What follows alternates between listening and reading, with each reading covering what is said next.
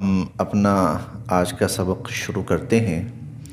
اعوذ باللہ من الشیطان الرجیم، بسم اللہ الرحمن الرحیم۔ عشاء کی نماز میں خاص طور پر کوشش ہوتی یہ ہے کہ جو سبق ہم پڑھ رہے ہیں وہی میں تلاوت کر رہا ہوتا ہوں، تو میرا خیال ہے کہ آپ ساتھیوں کو اب کچھ نہ کچھ سمجھ میں آ رہا ہوگا، یہ پڑھا جا رہا ہے، یہی مقصد ہے ہمارا، اللہ کا کلام ہمیں سمجھ میں آنا شروع ہو، نمازوں کی طرف یکسوئی دھیان اور توجہ ہو۔ وَإِذْ اور جب، وَإِذْ اور جب، یعنی وہ وقت یاد کرو جب یہ واقعہ ہوا۔ وَإِذْ اور جب، قُلْنَا ہم نے کہا، قُلْنَا ہم نے کہا، لِلْمَلَائِکَةِ فرشتوں سے۔ وَإِذْ قُلْنَا اور جب ہم نے کہا، لِلْمَلَائِکَةِ فرشتوں سے، اسجدوا تم سجدہ کرو۔ اسجدوا یہ سجدہ سے یہ لفظ نکلا ہے، اور سجدہ ہمارے ہاں بالکل ایک معروف کیفیت کا نام ہے، حالت نماز میں یا بغیر حالت نماز کے بھی جب آدمی زمین کے اوپر جھک جاتا ہے پوری طرح سجدہ ریز ہو جاتا ہے۔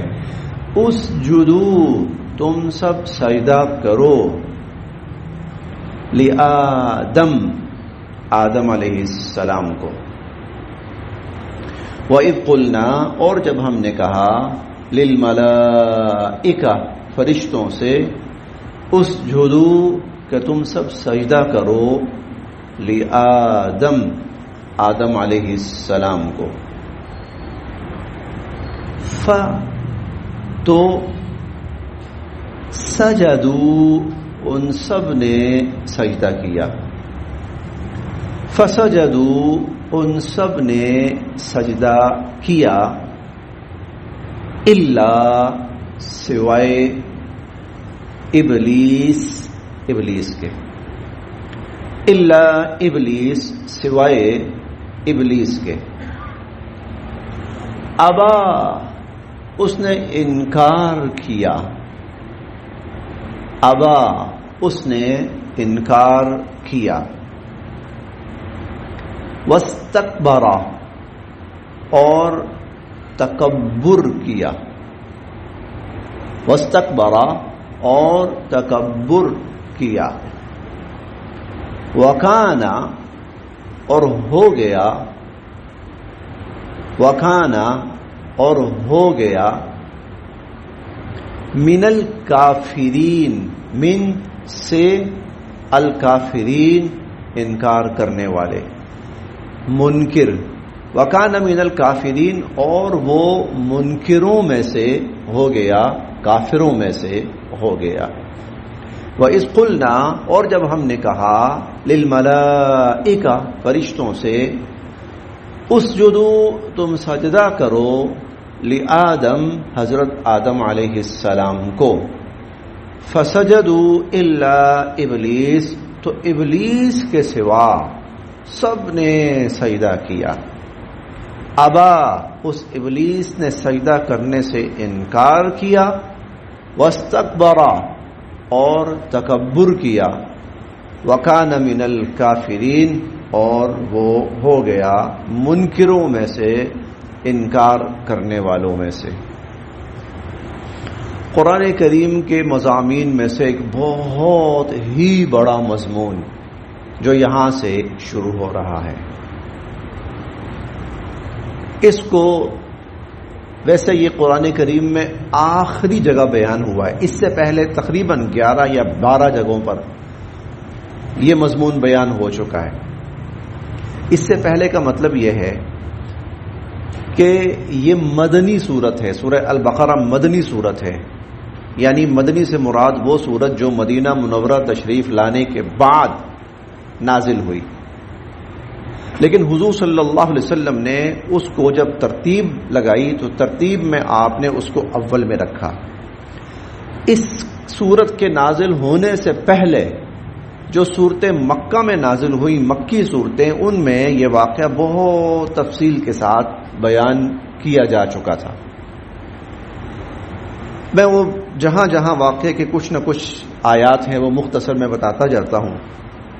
ایک جگہ اللہ تعالیٰ فرماتے ہیں کہ ہم نے فرشتوں سے کہا فَإِذَا سَوَّيْتُهُ، جب میں اس انسان کا ڈھانچہ مکمل کر لوں، وَنَفَخْتُ فِيهِ مِن رُوحِي، اور میں اس میں اپنی روح پھونک دوں، اپنی طرف سے روح پھونک دوں، فَقَعُوا لَهُ سَاجِدِينَ، تو تم اس کے سامنے سجدے میں گر پڑنا. اس سے معلوم یہ ہوتا ہے کہ یہ بالکل آدم علیہ السلام کی تخلیق کے ساتھ ہی کا واقعہ ہے. آدم علیہ السلام کی جو ہی تخلیق ہوئی، جب میں مکمل کر لوں باڈی اور اس کے اندر روح پھونک دوں اور آدم علیہ السلام ایک زندہ انسان کی صورت کے اندر کھڑے ہو جائیں، بیٹھ جائیں، تو تم سب کے سب آدم علیہ السلام کے سامنے سجدہ ریز ہو جانا. چنانچہ قرآن کریم میں کئی جگہ آتا ہے فَسَجَدَ الْمَلَائِكَةُ كُلُّهُمْ أَجْمَعُونَ، تمام کے تمام فرشتوں نے اکٹھے ہو کر آدم علیہ السلام کو سجدہ کیا. یہ بات تو واضح ہو گئی. اچھا، فرشتوں کے علاوہ ایک مخلوق اور بھی تھی، اور وہ جو مخلوق تھی وہ عزازیل کہلاتا تھا. یہ جن تھا. 15ویں پارے میں آتا ہے کان من الجن، یہ بنیادی طور پر جن تھا. لیکن اللہ کی عبادت کر کے اللہ کا اتنا قرب اس نے حاصل کر لیا کہ وہ فرشتوں کا بھی سردار بن گیا، سید الملائکہ. اب یوں سمجھیے کہ اللہ رب العزت کی طرف سے جو بھی حکم ہے وہ آتا ہے عزازیل کے پاس، عزازیل سے پھر وہ جو حکم ہے آگے فرشتوں تک پہنچتا ہے. اتنا اللہ رب العزت کا یہ قرب حاصل کر چکا ہے. لیکن یہ ہے کہ اس قرب کے پیچھے ایک غرض چھپی ہوئی تھی، اس محنت، کوشش، عبادت کے پیچھے. اور وہ غرض یہ تھی کہ اس کو اتنا پتا تھا کہ اللہ رب العزت کسی کو بہت زیادہ عزت، مرتبہ، شرف اور اختیارات دیں گے. یہ اس سوچ میں تھا کہ جب وہ عزت، شرف دینے لگیں گے اللہ، تو میرے سوا کسی پہ اللہ کی نظر ہی نہ پڑے.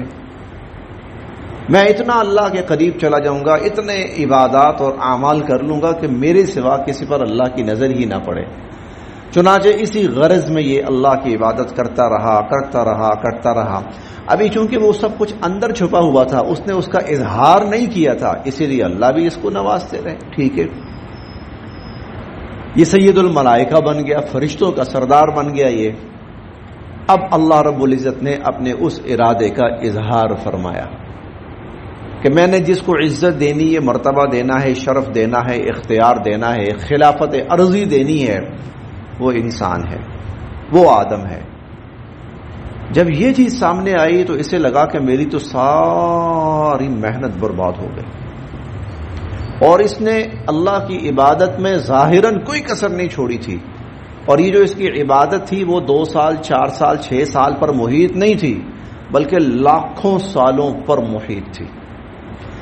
غنیت الطالبین میں حضرت شاہ عبد القادر جیلانی رحمہ اللہ نے لکھا ہے کہ اس نے ہر آسمان پر 7 آسمان ہیں، ہر آسمان پر 1 لاکھ سال اللہ کی عبادت کی.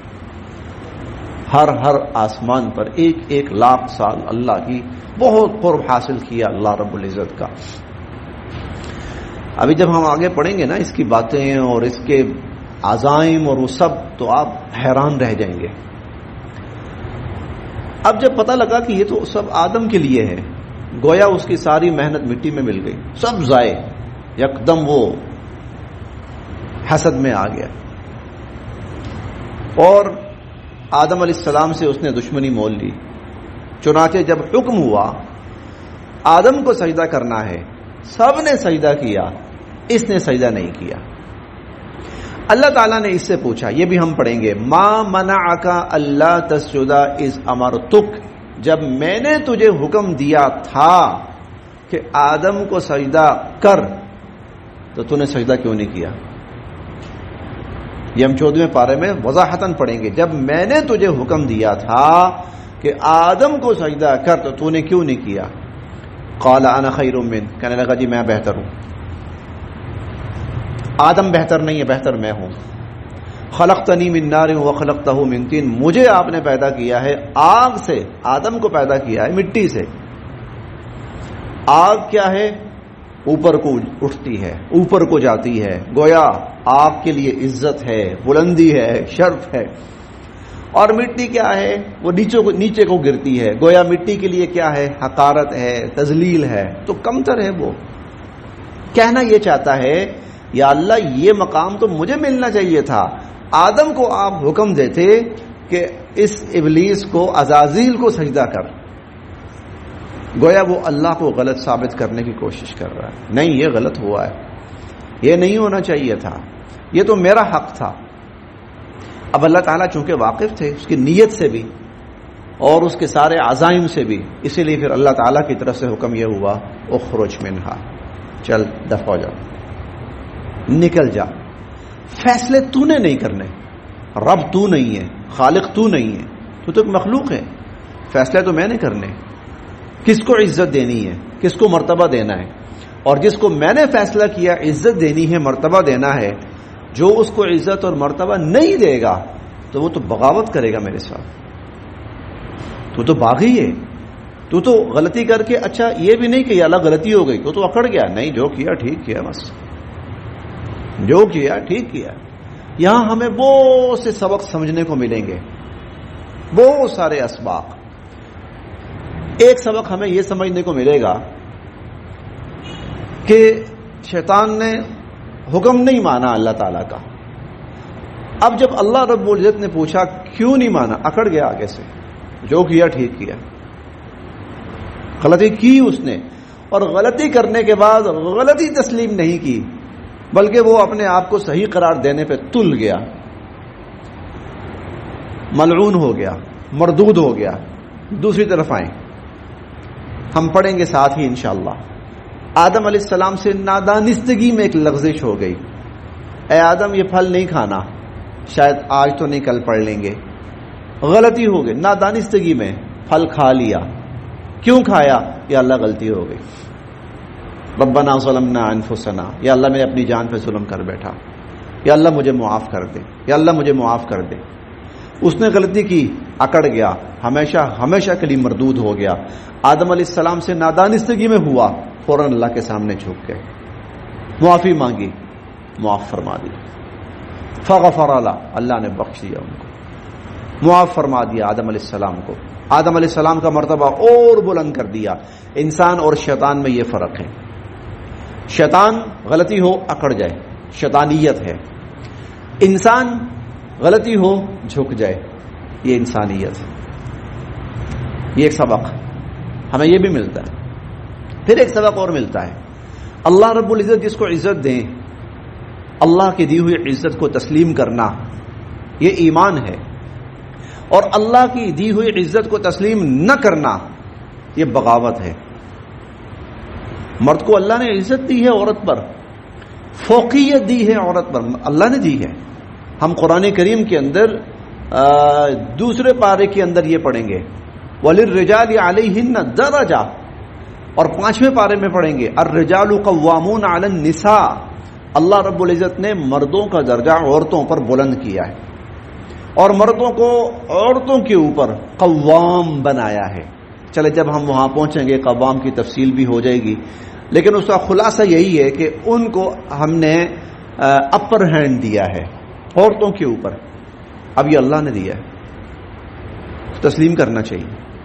تسلیم کیا ایمان ہے, اور اگر بغاوت نہ تسلیم کیا جائے, جی ہم نہیں مانتے, جیسے اب کچھ وہ طبقات جو ہے نا کچھ, اب وہ ہم نہیں مانتے اس چیز کو, یہ بغاوت ہے, یہ شیطانیت ہے. اللہ نے آدم علیہ السلام کو عزت دی, شیطان نے نہیں مانا بغاوت کی، دفع ہو جاؤ. اخرج منہا فإنک رجیم لعین، تو مردود ہے. وإن علیک لعنتی الی یوم الدین، قیامت تک کے لیے تیرے اوپر میری لعنت برستی رہے گی، اور قیامت کے دن تک کے لیے تو ملعون ہی ملعون قرار پایا ہے. تو یہ بہت سارے اسباق ہمیں یہاں سمجھنے کو، پڑھنے کو بھی ملیں گے، سمجھنے کو بھی ملیں گے، لیکن چونکہ یہ واقعہ چل رہا ہے ساتھ ساتھ تفصیل بھی چلتی رہے گی.